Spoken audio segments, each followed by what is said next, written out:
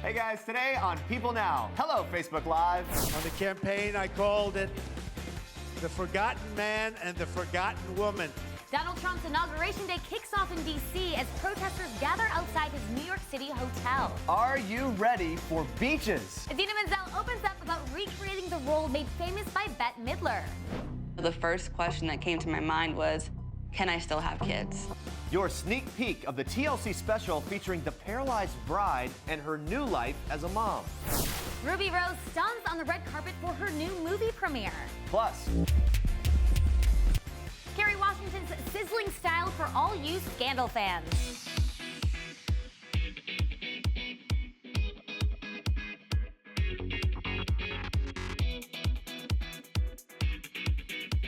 happy Friday, guys. Welcome to People Now on People.com and Facebook Live. So good to see you. Did you ever know that you're my hero? No, they wanted me to sing it. I tried. I gave that a little bit of effort.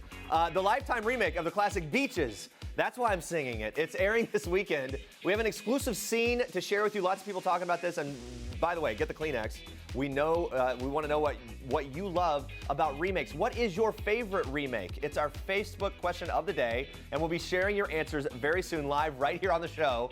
First, here's what you need to know and what's trending. Today is the day, Friday, January 20th. President-elect Donald Trump will be sworn in as the 45th president of the United States. And on Thursday, Trump arrived in Washington, D.C. and attended a welcome concert titled Make America Great Again at the Lincoln Memorial. Trump made a speech during the event. Here's what he had to say on the eve of his inauguration. Watch. On the campaign, I called it The Forgotten Man and the Forgotten Woman. Well, you're not forgotten anymore, that I can tell you. Not forgotten anymore. So I want to thank my great family, my incredible wife, Melania. They've been so supportive, and it wasn't easy for them, but they have been so supportive. Now, of course, the president-elect's whole family will be in attendance for the inauguration, including Trump's two ex-wives, Ivana Trump and Marla Maples, for the historical swearing-in. Ivana, who was married to the real estate mogul from 1977 to 1992, is mother to Trump's eldest children, Donald Trump Jr., Ivanka Trump, and Eric Trump. And Marla Maples, who was married to Trump from 1993 to 1999, shares daughter Tiffany Trump with the president-elect. A source telling People that while Tiffany was flown to the inauguration on a private jet, Maples is paying her own travel expenses. While Trump was celebrating his inauguration eve Thursday night, protests were going on in New York City. Watch this. I just want to say, I've been standing out here in the freezing cold for a long time. I have to go to the bathroom. I have to pee. But I'm holding it in. I'm holding it in. I'm not going to pee. I'm going to a function at the Russian consulate tonight. I'm going to hold it until I get there. And then when I get to the Russian consulate, I'm going to have a really, really long pee. Like the biggest pee I've ever had in my lifetime. That, of course, is Alec Baldwin reprising his Donald Trump impression Thursday night in New York City as thousands gathered outside of President-elect Donald Trump's Columbus Circle Hotel to rally on the eve of his inauguration. The protest totaled from 20 to 25,000 people, according to staff, and stretched down 6 blocks of Central Park West. The star-studded event featured prominent speakers protesting the incoming Trump administration. One of the stars in attendance was Cher. Here's what she had to say about the rally. Well, it was a little bit scary, but it was great. I mean, it gives you the feeling that people are going to keep fighting and keep trying. And when people see this, they will have the courage to come out and to join and to stop this movement that's happening in Washington, this kind of craziness. And Oscar winner Robert De Niro came on stage to introduce New York City Mayor Bill de Blasio. And at the beginning of De Niro's speech, he read hypothetical, made-up tweets from Trump about himself. Watch this. Before I introduce our special guest, I want to read a few tweets to you. I know you haven't heard them because they won't be sent until later, in the middle of the night. First, De Niro's career is a disaster. He was passed over for Godfather 4 and Magnificent 7. Pathetic. Another tweet. De Niro should give back his Oscars. Voting was rigged. There's only one true raging bull, and that is Vladimir Putin. And guys, be sure to check back in on Facebook Live today for more on the inauguration as it unfolds. Now moving on to this. American Crime Story actor Cuba Gooding Jr. has filed for divorce from his wife of more than 20 years, Sarah Kapfer, according to TMZ. The filing comes nearly 3 years after Sarah filed for legal separation from Cuba back in April 2014, citing irreconcilable differences. According to TMZ, the Oscar-winning actor is asking for joint legal custody and physical custody of their 10-year-old daughter, and Cuba is willing to pay spousal support. Sarah and Cuba were high school sweethearts and had 3 children together. They dated for 7 years before getting married in 1994. A rep for Cuba Gooding Jr. did not immediately respond to a request from People for comments. Well, Kim Kardashian West is slowly making her way back into the public eye since her terrifying Paris robbery, and she remains focused on strengthening her relationship with husband Kanye West. Kim, Kanye, and Kourtney Kardashian filmed an episode of their hit E! reality show, Keeping Up with the Kardashians, at the restaurant Hugo's in California on Thursday. And a source tells People Kim and Kanye seemed okay. They weren't affectionate. They walked separately into the restaurant. They added she is spending time with Kanye too. It doesn't seem like they have plans to split now. Things don't seem great, but it also seems they are working to change that. Kanye has been very low-key, and Kim appreciates that. With her life not being completely chaotic, she is able to be more understanding and patient with Kanye. Kim seems more hopeful about their future together. Coming up, Kim is sharing her trip to Dubai.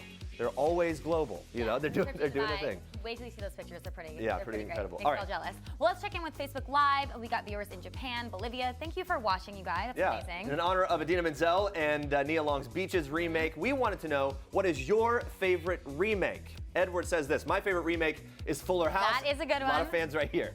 Kimberly says her favorite remake was the recently canceled Girl Meets World, and she used a sad crying emoji. We're sorry that it got axed. Yeah, I thought that one was going to last so long. I Honestly, I did. Keep the Facebook comments coming in, guys. We will check back in with you again live right here on the show. But first, Andrea, even more trending news. Yes, I do, Jeremy. Well, in 2010, Rachel Chapman made international news after a freak accident at her bachelorette party left her paralyzed from the chest down. Nearly 7 years later, the woman known as the Paralyzed Bride is now thriving and sharing her journey to motherhood in a TLC special. Rachel spoke to People Now in 2015 when she was expecting her daughter about the unique challenges she faces as a quadriplegic mother. Watch this. Yeah, it's so different because everyone probably, I'm sure, scrambles to like get the nursery done and decorate and all this stuff, but it's not just about that. For me, I'm going to have to get wood floors in that room because right now there's carpet. I have to, like you said, do the crib. And I'm honestly going to probably have to practice with a doll because I need to know which shirts are going to be easier for me to put on, which pants are going to be easier to put on my daughter. So it's just a lot of practice and things like that. Well, Rachel and her husband Chris's daughter Kaylee was born via surrogate on April 26, 2015, and the family is doing better than ever. Earlier this week, Rachel shared this update on her physical therapy progress, captioning it, "Left pic is at my wedding a year after injury. Right is now. Look at those guns." And she is looking pretty buff. Here's someone else I'm definitely happy for, singer Jewel. Now, even though she and her ex Ty Murray divorced after 6 years, they still make things work for their son Case. Watch this. I try and imagine the person that I fell in love with. There's so many great things about him. He's a great person and he's a great dad. And so you really focus on those things. I focus on that more than the differences that led to a splitting. And then your son, you know, my child, they deserve both parents. They deserve to know that their parents respect each other, if nothing else. And so that really, you know, helps me set the standard of how I try and behave. But it's not easy. It takes active work. You know? You don't get divorced because everything's going great. Of course, right. It really does take a willing choice and following through on that. All right, stay with us, guys. Wait until you hear the stars from Gold share their personal gold moments with us. Plus, get the Kleenex ready, people. We've got that exclusive sneak peek of the new Lifetime movie Beaches, starring Idina Menzel. Stick around. This is King Cutie in People. His Royal Highness Prince George Alexander Louis of Cambridge. These are George's parents, George's home, his Nana, the Queen, and his staff of 644 Englishmen. This is George's dog Lupo, who inspired his favorite book, The Adventures of the Royal Dog Lupo. One George will share now that he's a big brother. People. The details make the story. Don't miss this week's People. How much Kleenex did you go through on that set? I feel like that had to be an experience, yeah? Yeah.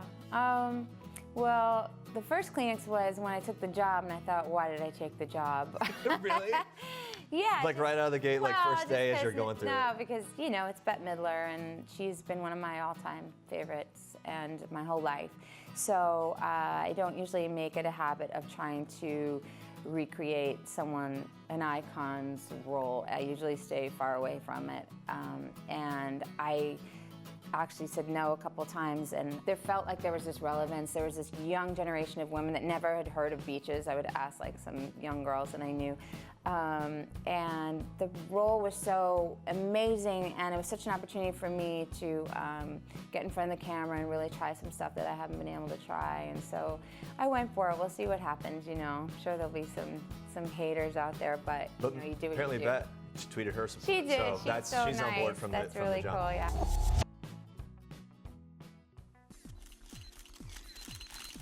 It's that time again. The stars are on the move, and we're following them in today's edition of Star Treks. Well, Ruby Rose attended the LA premiere of her new film, XXX Return of Xander Cage, Thursday night at the TLC Theater in Hollywood. The Australian actress and model showed off her tattoos in a high-slit metallic gown with a plunging neckline. Can I just say that she is looking super fierce? Rose stars as Adele Wolfe in the latest installment of the XXX trilogy, where she plays a strong and gay female lead. Let's just say Ruby was very excited at the European premiere just a few weeks ago about getting the opportunity. Watch this. Yeah, it was important, and also, like, why would there be a damsel in distress? Come on, women are way too strong.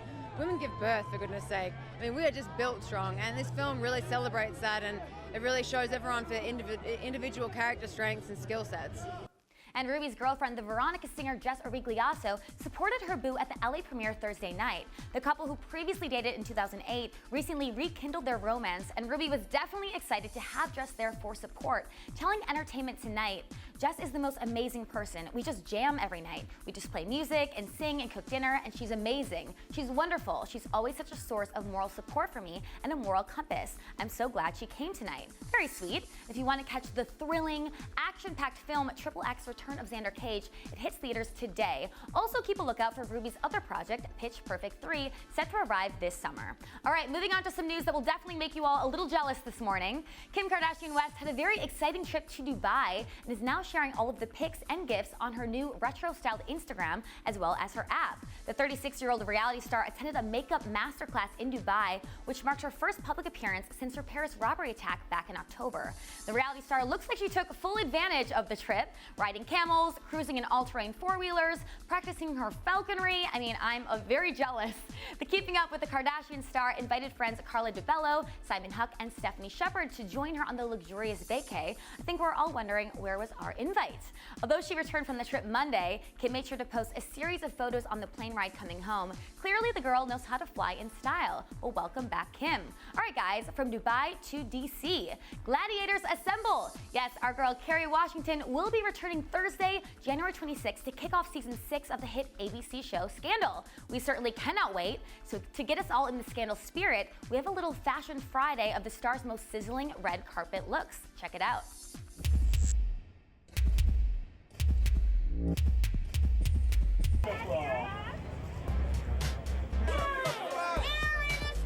Carrie, one more back here, Carrie. Carrie, wait. Thank you. Thank you. Carrie, get a look. Look back.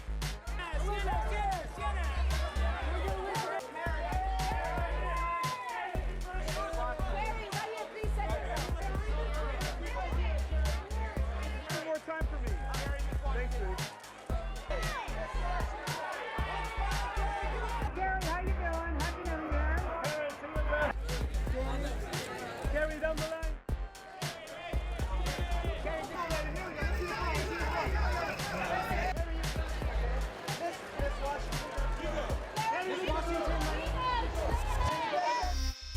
I mean, she always looks so amazing, and we cannot wait for Scandal. Those are your Star Treks for today. Ladies, as you get ready to buy your tickets for the new movie Gold, I've got another reason for you to love the one and only Matthew McConaughey. Watch this. Now wife saying yes when I proposed. Okay. Which didn't come immediately out of her mouth. But when she did say yes, that was quite golden. And then I remember clearly the births of my 3 children. There's something about that sticks with you, no doubt. My most golden moment of life, the first thing that popped in my head is probably not a surprise, but it didn't feel golden at the time, is probably my first child. Surreal. Being born. Yeah, I mean, that's what it is. It's surreal. Like gold, there's something kind of supernatural about gold. Okay. And so I think, that's giving birth. It is sort of like this supernatural act. What is the most golden moment of your life? Wow, that's hard. And it's on the spot. Yeah, that's hard. Because there's never one moment. Most golden moment working with Matthew McConaughey.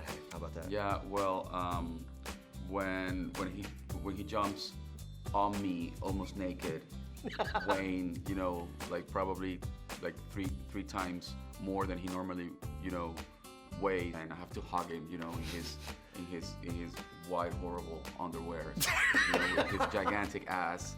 That was a golden moment. Never forget. Never forget.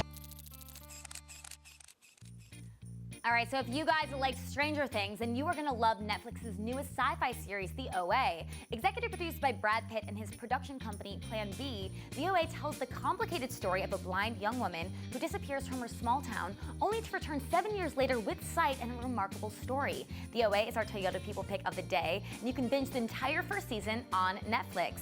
Well, Brit Marling, who co-created the show with longtime friend Zal Motlanglitch, recently stopped by our People Now studios and revealed the inspiration behind her character, as well as a major theme in the show, near-death experiences. Check it out.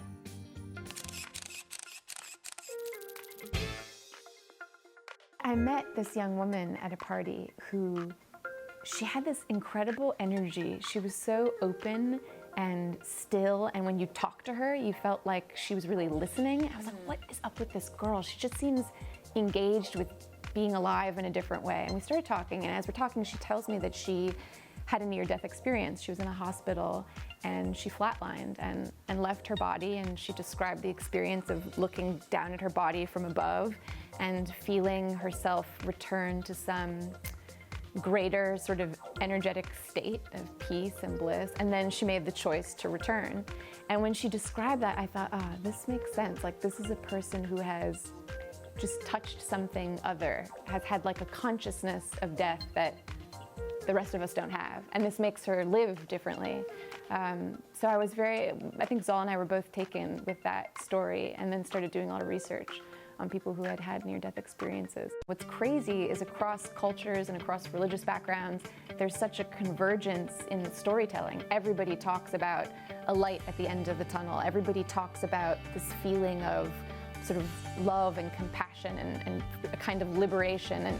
And people often talk about the choice to return, and then many people come back with unusual skills, like somebody who's tone deaf before comes back with perfect pitch, or someone comes back with sudden language fluency in a language they didn't know before, or perfect artistic rendering skills when they couldn't draw a stick figure prior. So this kind of really rich area for asking questions about like what's happening in the brain, or what's happening on this other side, that people are visiting and returning from. So fascinating. Good science fiction fodder, yeah.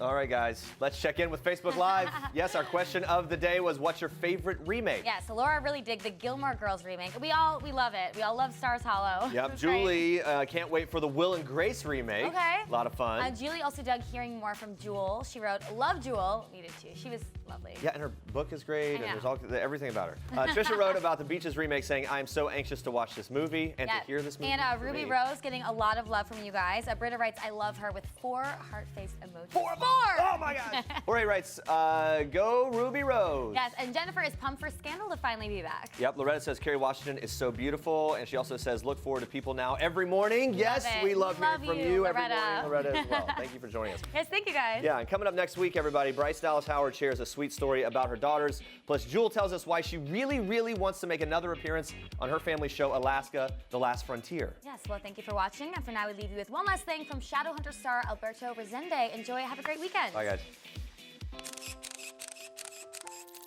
Hi, my name is Alberto Resende, and this is One Last Thing. The last TV show I binge watched was Westworld. I watched all of it in like 3 days, and I'm really obsessed with it, and I hate that after every episode I have more questions than when I started.